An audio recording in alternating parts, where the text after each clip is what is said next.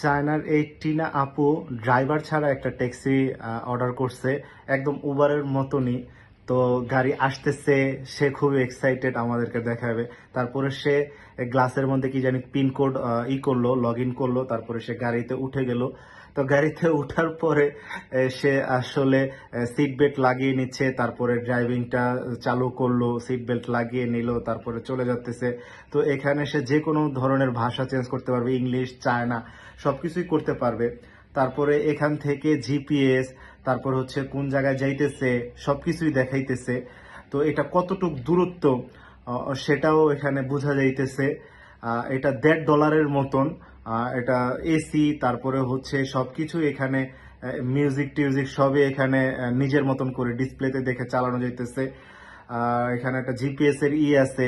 তারপরে গাড়ি কোন রুটে যাইতেছে সেটাও দেখা যাইতেছে।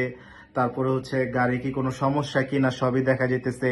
জিপিএস আছে, তারপরে ট্রাফিকের কি প্রবলেম সেটাও দেখা যাইতেছে। সবকিছুই বোঝা যাইতেছে গাড়িতে বসেই। তারপরে তার ডেস্টিনেশনে চলে আসলো। তারপরে টিনা আপু বলতেছে যে আসলে কি আমরা ভবিষ্যতে বাস করতেছি। তো তারপরে বলল যে হ্যাঁ, আমরা ফিউচারেই বসবাস করতেছি।